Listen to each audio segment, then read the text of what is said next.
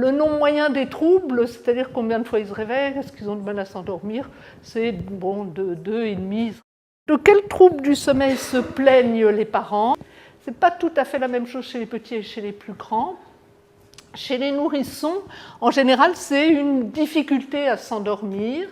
C'est des siestes en journée trop courtes. Les petits font beaucoup de cauchemars. Ils peuvent se réveiller en première partie de nuit de façon assez bruyante. Ça, c'est ce qu'on appelle les terreurs nocturnes, c'est-à-dire des réveils contre lesquels on peut assez peu agir.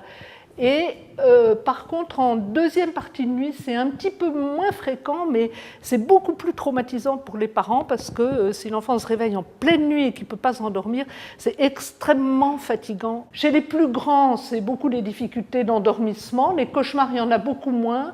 Et puis par contre, chez les enfants plus grands, une fois endormis, en règle générale, on a des 2% de réveil dans la nuit. Une fois endormis, ils dorment bien. Quelquefois, ils ne veulent pas aller se coucher, mais en général, ils dorment bien. Donc ça ne va pas être tout à fait la même approche entre les réveils du petit, où il y a à la fois des difficultés d'endormissement des réveils nocturnes, et le réveil des plus grands. Pourquoi est-ce qu'ils ont tellement de mal à s'endormir ?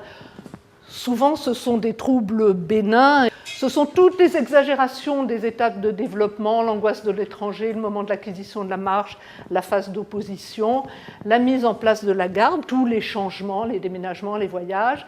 Il y a une nouvelle grossesse qui arrive, le chômage, les deuils. Et puis, dans les troubles de l'endormissement, on a le problème des limites, beaucoup. Alors, pour coucher un enfant, il faut que ce soit ni trop tôt ni trop tard. Quelquefois, les enfants, ils auraient besoin de se coucher, ils commencent à se frotter les yeux, à bâiller un petit peu.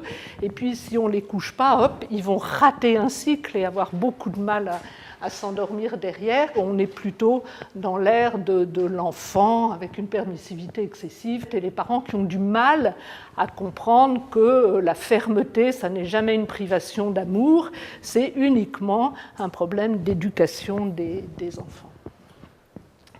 Quand on a des troubles beaucoup plus sévères, qui vont peut-être requérir une aide extérieure, le trouble du sommeil, c'est une angoisse de séparation.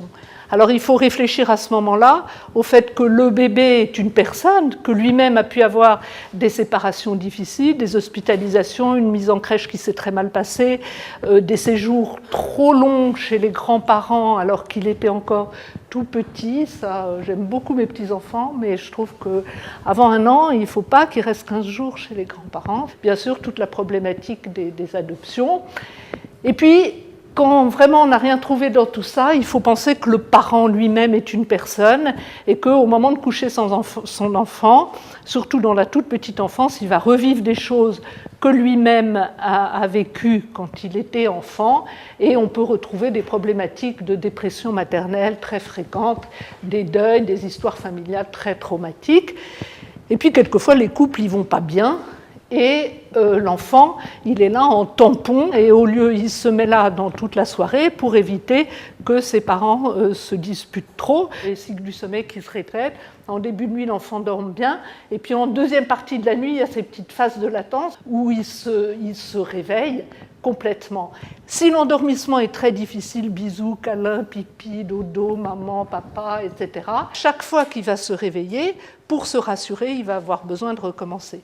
Donc si on a des troubles du sommeil avec des réveils nocturnes, il faut travailler sur l'endormissement. C'est un des troubles du sommeil les plus fréquemment rencontrés. Les parents vous disent « mais toutes les heures, ils se réveillent ». Quand on a des réveils nocturnes isolés, je vous dirais que des enfants qui s'endorment très bien, qui sont bien sous tout rapport impeccable, c'est toujours un peu plus inquiétant. Alors bien sûr, il y a les cauchemars chez le petit, mais ça, je crois que tous les parents peuvent reconnaître les cauchemars.